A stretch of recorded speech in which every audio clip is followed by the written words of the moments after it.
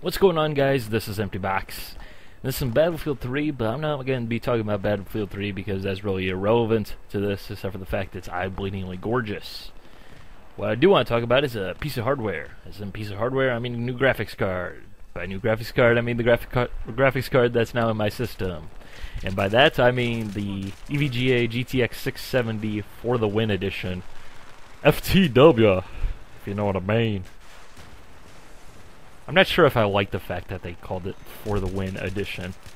It makes me like think of just like some sort of Warcraft player. What's wrong here? My strategies are for the win. Anyways, take a drink if you're playing the Empty Box drinking game. Now, how I ended up with this card is sort of a weird story. Long story short, I ordered a 680 back in the very end of April when it was still the King Kahuna, and after delay after delay after delay, still no card come. Basically, I think it was like May 18th or 19th.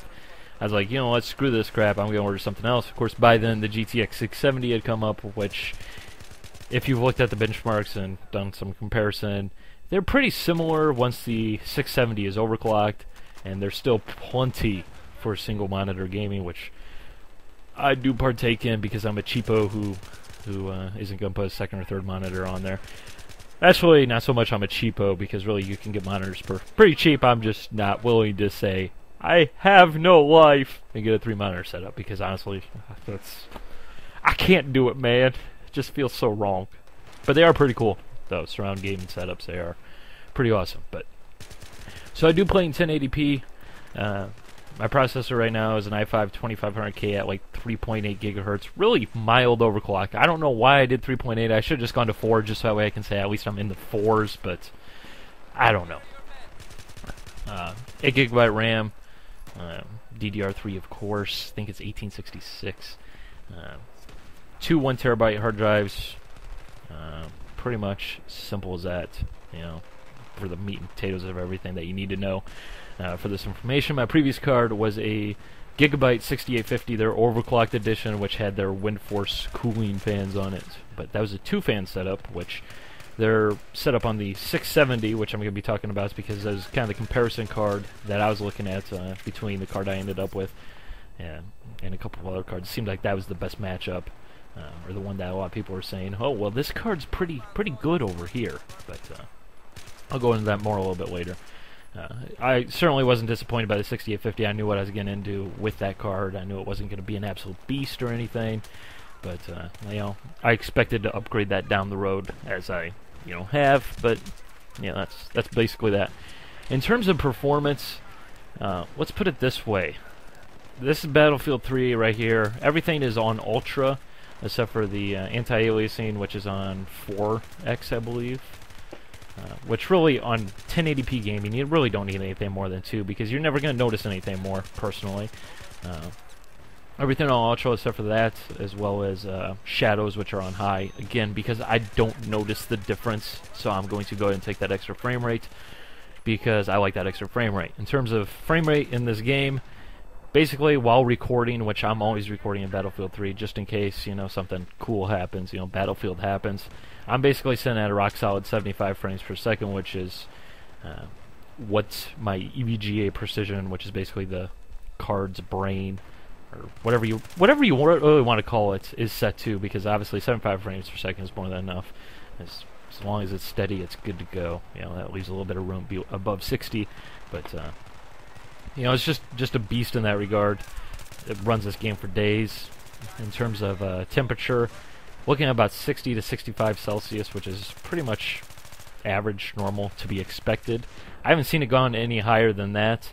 The fan speed hasn't even gone above like 62%, which really just goes to show you this card is not being pushed too terribly hard, which is just quite amazing.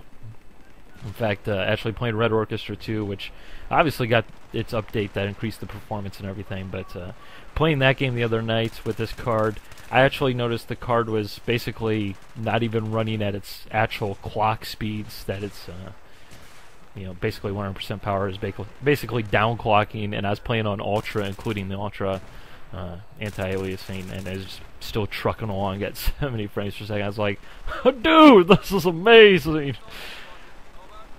I mean, it's just, what can I say? It's basically a beast. Now, going back to the 670 comparison between the two cards I was looking at, the EVGA for the win card, I guess, whatever you want to call it, the FTW, it's basically a bigger circuit board versus the regular 670 and most of the other 670s on the market. I believe it's basically the 680s board, which is bigger, obviously, gives it more room. It's a much bigger card. I did run into some issues with that, but that's just because of, again, my cable management, as well as the fact that I had my hard drive in a bad slot that I didn't think of, which wasn't an issue in terms of the card. It's just me not thinking ahead, because it worked just fine with the 6850. It would have worked with the regular length 670, but with this card it didn't. As well as the fact that the fan is basically straight off of a 680, which doesn't sound like an improvement. However, when you think about it, 680 is going to give off a little bit more heat. The fan's going to be more efficient, you know, and it works. Like I said, the temperatures haven't really gone up. I mean, I'm sure if you're going into overclocking and everything, but if you're going into overclocking, I mean, then it really kind of doesn't really matter, because you're probably going to be getting a, or you probably got a case with some beast airflow through it, which, you know, really is going to help any fan more so than, you know, just a better fan, for lack of a better term. But this thing is whisper quiet, so much so that I demand EVGA give me my money back, because they didn't give me a fan in my card, because it's impossible for this thing to be this quiet. I am deadly serious. It is half as loud as my 6850 ever was, which kind of is a big difference. Hey, bye.